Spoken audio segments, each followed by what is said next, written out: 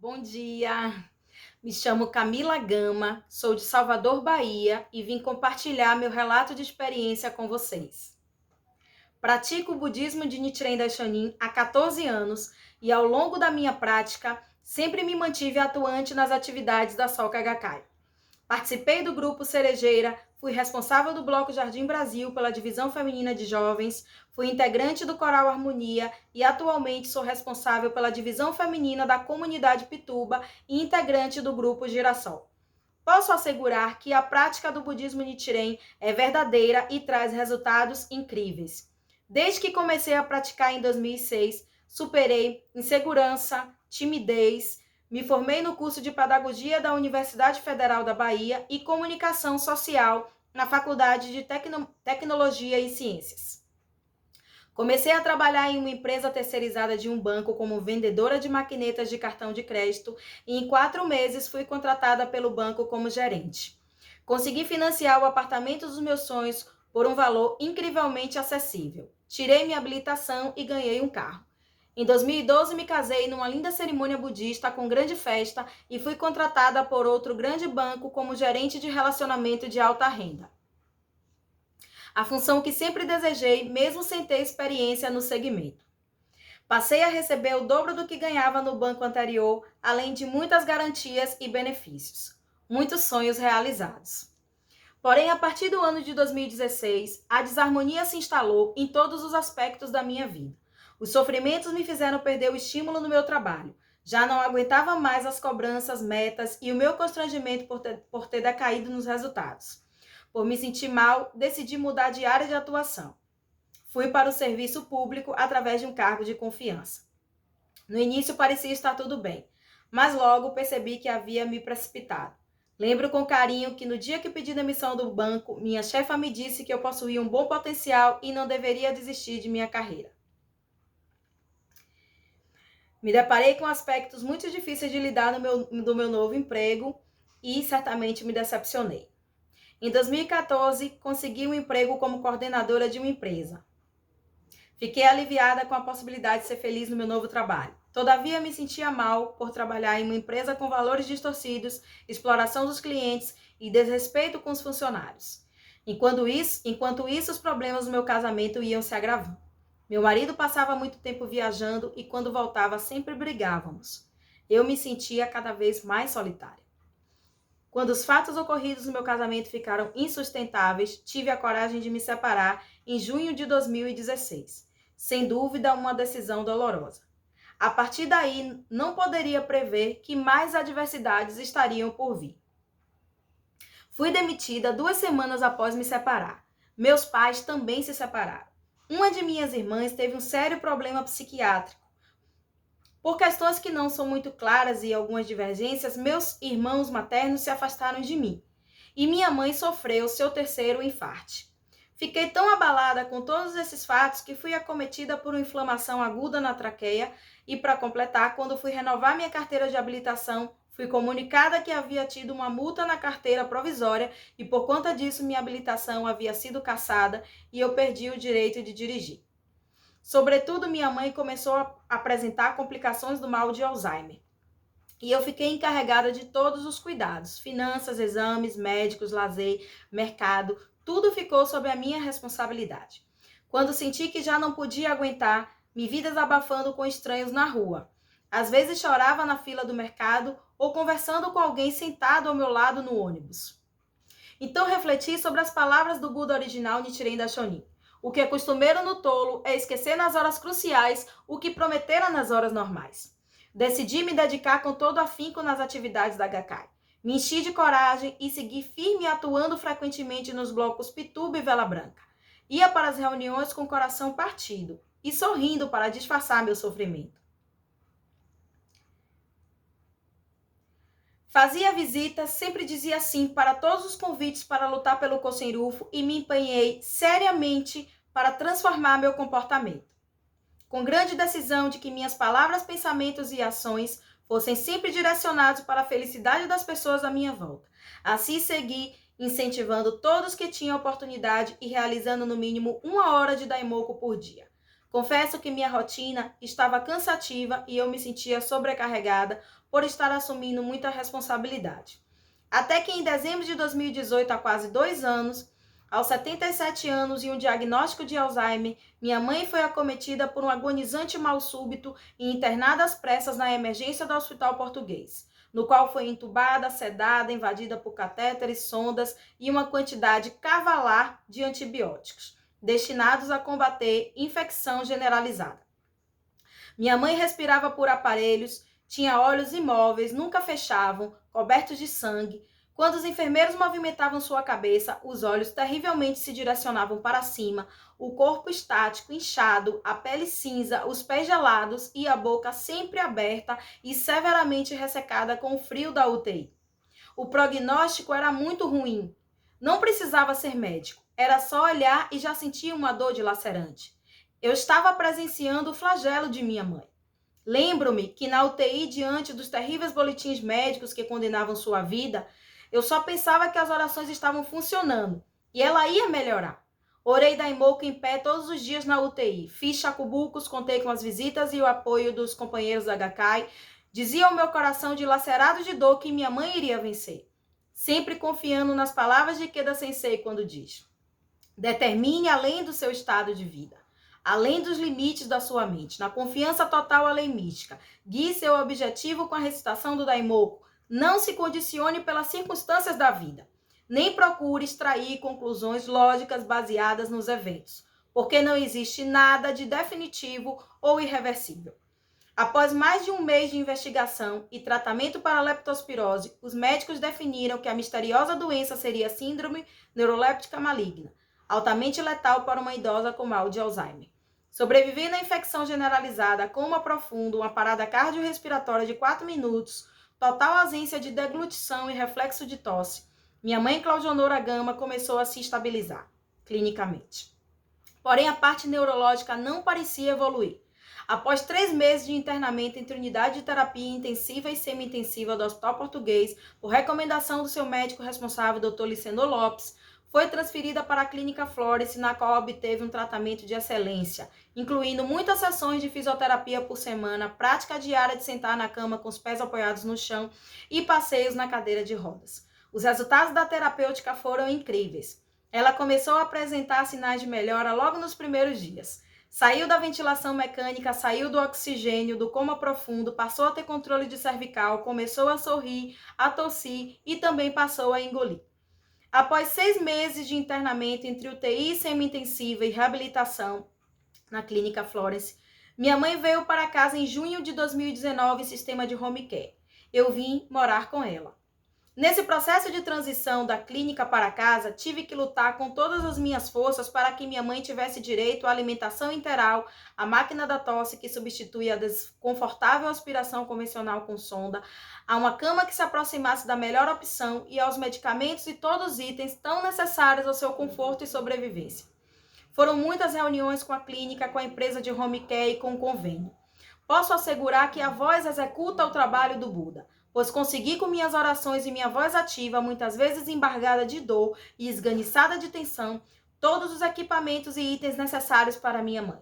Além de fisioterapia diária, fonoaudiologia e terapia ocupacional. Tudo sem precisar contratar advogados e ou mover ações judiciais.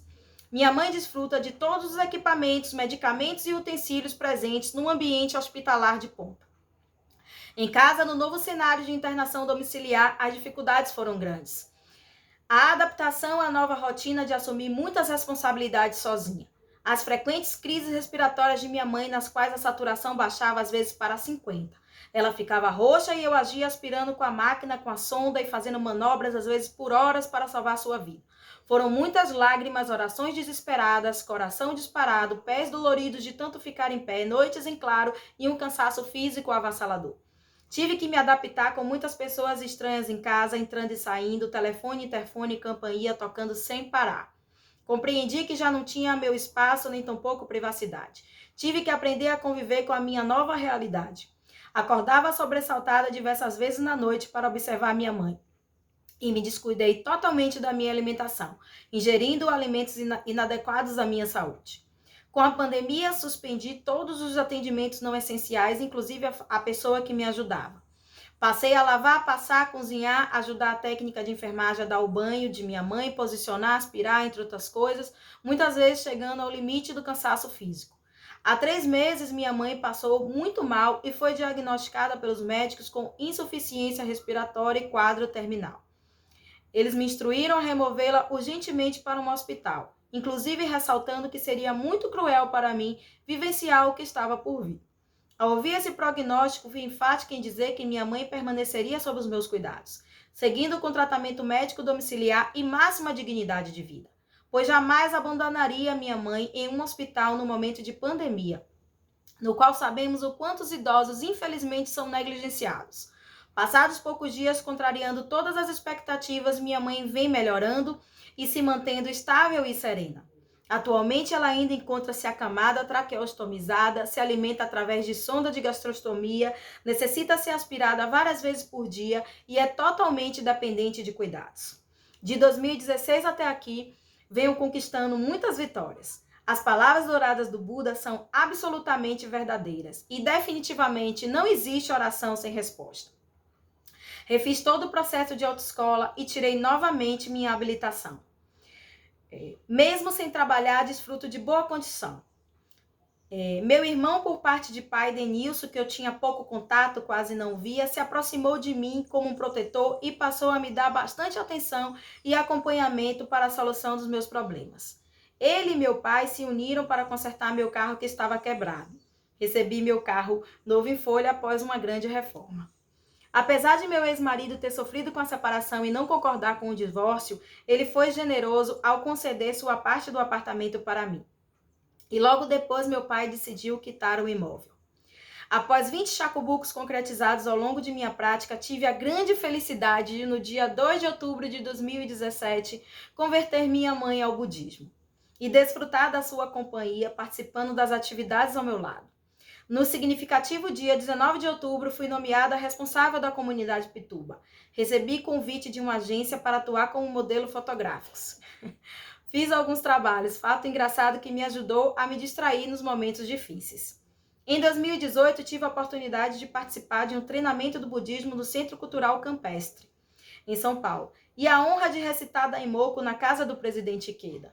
Em 2019, desfrutei da reaproximação dos meus irmãos e da minha sobrinha Fernanda, que se tornaram mais presentes, ligando e nos visitando sempre. Especialmente minha irmã Sandra me deu muito apoio desde que minha mãe se internou, me ajudando a resolver várias questões referentes à sua transferência para casa. Nesse ano, aluguei meu apartamento a uma jovem muito responsável e pontual. Tive a felicidade de passar alguns dias na casa do meu irmão Marcelo em Aracaju e vivi momentos muito felizes e especiais ao lado do meu irmão e da sua família.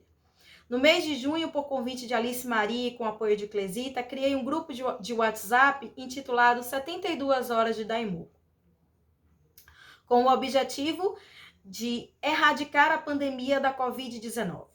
Para nossa surpresa, participaram mais de 300 pessoas de diversos estados do Brasil e diversos países do mundo, todos unidos em Taidoshin.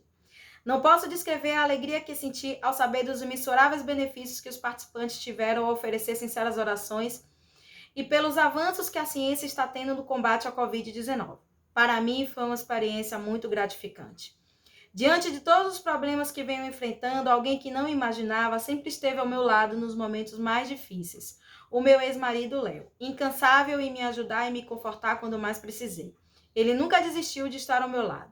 Entre idas e vindas, hoje estamos juntos outra vez. Aprendi com minhas experiências que na vida o mais importante é o momento presente, sem o peso do passado e sem ansiedade pelo futuro. Portanto, estou vivendo um dia de cada vez. Sempre me questionei sobre o que aconteceu com minha mãe, sobre o significado da sua vida nas circunstâncias em que se encontra. Sem falar, sem andar, comendo através de uma gastrostomia e respirando através de uma traqueostomia, apresentando alguns gestos limitados e pequenos sinais de reflexo. Um dia ali no jornal Brasil Seco, quando estava no hospital, um trecho do Gosho Prolongar a Vida, no qual Nichiren Daishonin afirma: se viver um único dia a mais, poderá acumular muitos benefícios mais. Sua vida é realmente preciosa. Recentemente encontrei uma melhor compreensão nas palavras do Ikeda Sensei em seu livro Vida, um Enigma, uma Joia Preciosa. Precisamente na página 283 ele afirma que no estado vegetativo a pessoa fica impossibilitada de se expressar.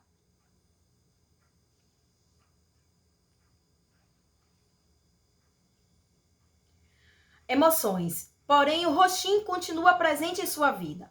Os desejos, os impulsos, as faculdades mentais desaparecem da mente consciente, mas continuam vivos na mente inconsciente. Essas sensações ficam em meio a uma vastidão de correntes mentais que continuam fluindo nas profundezas da vida. Por mais grave que seja a condição da pessoa, o impulso de permanecer viva continua existindo. O desejo de continuar vivendo se manifesta como a energia fundamental que é a própria vida.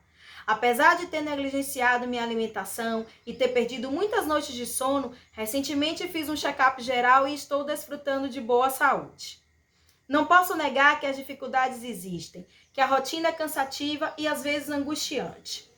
Que tenho consciência dos meus desafios e do quanto preciso ser forte a cada amanhecer. Porém, compreendi o quanto as dificuldades nos fortalecem e nos tornam pessoas melhores. Minha amada mãe me oportunizou a descobrir uma força incalculável que eu desconhecia. Assim como eu, todos estão enfrentando muitas dificuldades. E quando eu paro de olhar só para mim e penso no outro e o incentivo a vencer com base no budismo, automaticamente sinto minha vida brilhar de energia. Agradeço ao meu mestre da lei, Nichiren Daishonin, e ao meu mestre da vida, Ikeda Sensei, ao meu pai Calazans por todo o apoio e o amor que sempre ofertou a mim e a minha mãe, aos médicos Licendor Lopes e Rafaela Cândido, que tanto ajudaram minha mãe, aos meus irmãos, as técnicas de enfermagem que cuidam dela diariamente, a todos que direta ou indiretamente beneficiaram sua vida, a todos os companheiros que estiveram ao meu lado quando mais precisei. Em especial agradeço a Cláudio Lisboa, Luísa Yamamura, Dona Ieda, Marta Campos, Eliana Lisboa, Valdênia Teles, Dona Crispina, Laís Ferreiro e Júlia Franco, Rafael Lopes, Sônia Paderes e todos os membros da minha comunidade Pituba, por todo o apoio e orações. Finalizo com as palavras de incentivo do Sensei que muito me ajudam. Não se deixe enfraquecer e lute até conseguir. Mesmo se cair 5 vezes, levante-se 6. Nunca desista de lutar por seus objetivos. Nós podemos mudar qualquer coisa. Podemos mudar o nosso hoje e o nosso amanhã. Devemos ser corajosos. Devemos desafiar aquilo que pensamos não ser possível conseguir. Se nunca desafiarmos o impossível, jamais conheceremos o verdadeiro poder do Nam-myoho Renge Kyo. Nossos sonhos só poderão ser realizados por nós mesmos. Muito obrigada. Um beijo grande.